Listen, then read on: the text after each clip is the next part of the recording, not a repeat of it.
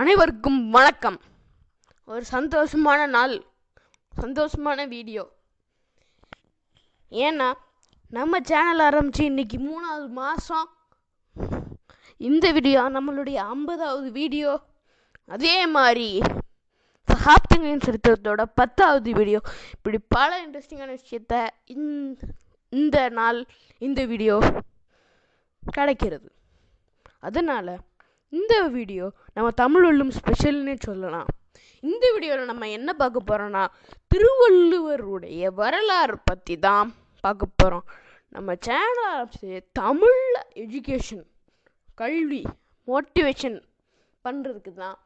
அப்படி செய்த ஒரு மனிதரை பற்றி தான் இந்த வீடியோவில் பார்க்க போகிறோம். அதுக்கு முன்னாடி இன்னும் நம்ம தமிழ் வள்ளுவம் சேனலை சப்ஸ்கிரைப் பண்ணனா பண்ணிக்கோங்க. அந்த 28 சப்ஸ்கிரைபரும் இந்த பெல் ஐக்கான் அழுத்துங்க. அப்படி தான் உங்களுக்கு நோட்டிஃபிகேஷன் வரும். அழுத்தி ஆளும் கொடுங்க. நன்றி, வணக்கம். வீடியோக்குள்ள போகலாம்.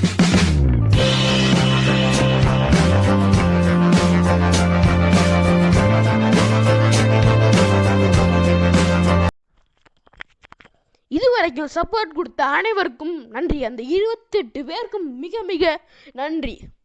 சரி, வாங்க போகலாம். திருவள்ளுவருடைய இயற்பெயர் அவர் வாழ்ந்த இடம் உறுதியாக தெரியவில்லை. இருந்தாலும் அவர் கிமு முதல் நூற்றாண்டில் தற்போதைய சென்னை நகரில் உள்ள மயிலாப்பூரில் வாழ்ந்து வந்தார் என்று தமிழக அரசு அறிவிச்சிருக்கு. காவிரி பக்கம் அருகில் வாழ்ந்து வந்த மார்க்கசேயன் என்பவர் அவரது கவித்திறன் கண்டு அவரது ஒரு புதல்வியான வாசுகியை வள்ளுவருக்கு மனம் முடித்ததாகவும் அறியப்படுகிறது. ராசமாணிக்கனார் தன் கால ஆராய்ச்சி நூலில் பல்வேறு சான்றுகள் மூலம் மணிமேகலை எழுதப்பட்ட காலம் கிபி 2ஆம் நூற்றாண்டுக்கு முன்பு என்கிறார்.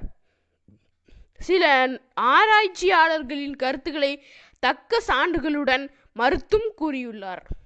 சிலப்பதிகாரமும் மணிமேகலையும் வெவ்வேறு காலங்களில் எழுதப்பட்டது என்று பல்வேறு சான்றுகளை தமிழ் ஆர்வலர் மற்றும் ஆராய்ச்சியாளர்கள் முன்வைக்கின்றனர். திருவள்ளுவர் பல சிறப்பு பெயர்களால் அழைக்கப்படுகிறார்.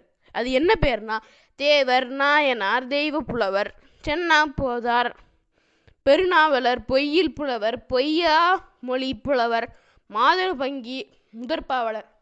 இதில் நான் அதாவது மிஸ் பண்ணியிருந்தேன்னா கமெண்ட் பண்ணுங்க. அதுக்கடுத்து அவர் இயற்றிய நூல்கள் திருக்குறள், ஞானவெட்டியான், பஞ்சரத்னம், சுந்தரசேகரம். இவருக்கு செய்யப்பட்ட மரியாதைகள் மற்றும் விருதுகள் பற்றி தான் பார்க்க போகிறோம். தமிழ்நாடு அரசு இவருக்கு 133 அடி உயரம் உள்ள திருவள்ளுவர் சிலை ஒன்று அவரின் நினைவாக நிறுவியுள்ளது. இது முக்கடல் சங்கமிக்கும் கன்னியாகுமரியில் அமைந்துள்ளது. இந்த சிலையை வடிவமைத்தவர் பிரபல சிற்பி கணபதி ஸ்தபதி ஆவார். சென்னையில் வள்ளுவர் நினைவாக வள்ளுவர் கோட்டம் ஒன்று அமைக்கப்பட்டுள்ளது.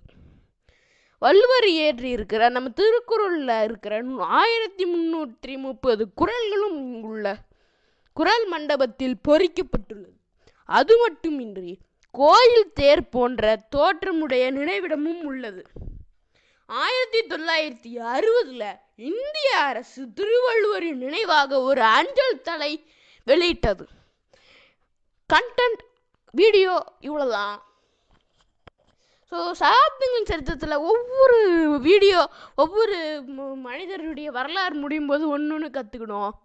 அப்படி இவருடைய வாழ்க்கை வரலாறுலேருந்து நம்ம கற்றுக்கிட வேண்டிய ஒரு சில எனக்கு நான் நினைக்கிற சில விஷயங்கள் என்னென்னா, நம்மளுடைய தாய் மொழி மீது உள்ள பற்று, அதற்கு நாம் செய்யும் தொண்டு, இதுதான் அவர்கிட்ட இருந்து நம்ம கற்றுக்கணும். அந்த தொண்டில் கடின உழைப்புங்கிறதும் பண்ணணும்.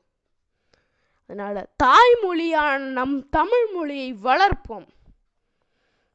இந்த வீடியோ பிடிச்சிருக்கும். நிறைய திருவள்ளுவரை பற்றி தெரிஞ்சிருப்பீங்க. அவர்கிட்ட என்ன கற்றுக்கணுங்கிறத புரிஞ்சுப்பீங்கிறத நம்புகிறேன். அப்படி பிடிச்சிருந்தா லைக் பண்ணுங்கள், கமெண்ட் பண்ணுங்கள், உங்கள் ஃப்ரெண்ட்ஸ்க்கெலாம் ஷேர் பண்ணுங்கள். அப்படியே சப்ஸ்கிரைப் பண்ணிடுங்க தமிழுக்கு. அந்த பெல் ஐக்கானை அழுத்துங்க, அப்படின்னா தான் உங்களுக்கு நோட்டிஃபிகேஷன் வரும்.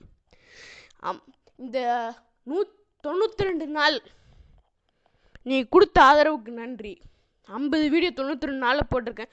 இனிமேல் கண்டிப்பாக வேகமாக வீடியோக்கள் தினமும் இல்லை அல்லது 2 நாளுக்கு ஒரு தடவை நான் கண்டிப்பாக போட முயற்சிக்கிறேன். நன்றி, வணக்கம். தமிழ் வெல்லும், நம் வழி தமிழ் வழி, வள்ளுவர் வழியில்